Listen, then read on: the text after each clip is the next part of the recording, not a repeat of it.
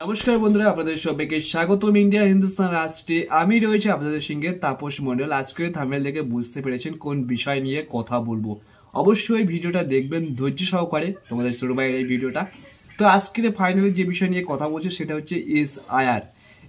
আমাদের পশ্চিমবঙ্গ হওয়ার আগেই কিন্তু অ্যাকচুয়ালি এক ধরনের ব্যক্তি যারা এই এসআইআর কে সমর্থন করছে না, এসআইআর কে বিরোধিতা করছে। কিন্তু কেন করছে? এসআইআর হলে কি সাধারণ মানুষের অসুবিধা, না যারা দেশদ্রোহী যারা রোহিঙ্গা তাদের অসুবিধা?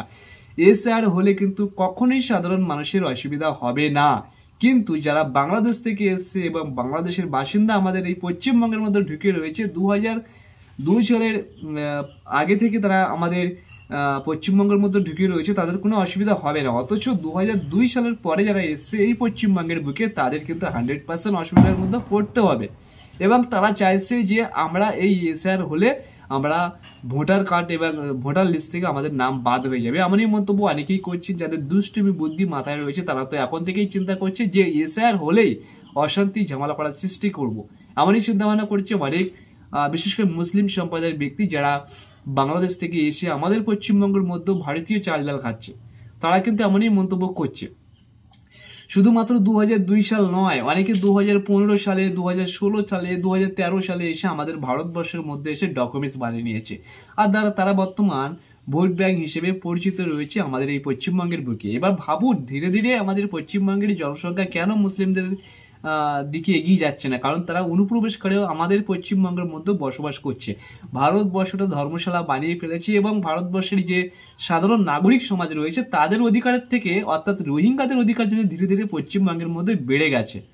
ভাবুন তাহলে কোন জায়গায় যাচ্ছে। এসআইআর হতে দিচ্ছে না, তার একটাই কারণ, এসআইআর হলে প্রচুর পরিমাণে রোহিঙ্গাদের নাম বাদ হয়ে যাবে। কারণ তারাও তো 2002 সালের পরে এসে ডকুমেন্টস বানিয়ে নিয়েছে, তাহলে তাদের নাম কেন বাদ হবে না? এই জন্য অনেক বর্তমান যে টিএমসি শাসক দলের তাদের মনেও কষ্ট হচ্ছে যে রোহিঙ্গা যদি বাদ হয়ে যায় তাদের ভোট ব্যাংক কমে যাবে, তারা ভোটে হেরে যাবে, সব রকম দিক রয়েছে। তো এই কারণে কিন্তু এসআইআর কে বাধা দেওয়ার সৃষ্টি করছে। আপনারা সবাই জানেন যে এসআইআর কে বাধা দেওয়ার জন্য কিন্তু এক ধরনের মুসলিমদের মধ্যে উস্কানিমূলক মন্তব্য করা হচ্ছে, যা তারা কিন্তু এসআইআর শুরু হলে অশান্তি ঝামেলা যে কোনো মুহূর্তে শুরু করতে পারে। বুঝলেন তো? কারণ বুঝতেই পারছেন যে বাংলাদেশি রোহিঙ্গা বা মুসলিম যারা, তারা কিন্তু বাংলাদেশে যেমন অশান্তি করতে দ্বিধাবোধ করেনি, হাসিনা সরকারকে তাড়ানোর জন্য দ্বিধাবোধ করেনি, ঠিক তেমনি আমাদের পশ্চিমবঙ্গের মধ্যে তারা কিন্তু অশান্তি করতে দ্বিধাবোধ করবে না। তারা কিন্তু অশান্তি করার জন্য রেডি আছে। অলরেডি এসআইআর শুরু হওয়ার আগেই কিন্তু দেখুন, বা এসআইআর শুরু হলেই কিন্তু তারা অশান্তি ঝামেলা করার চেষ্টা করবে।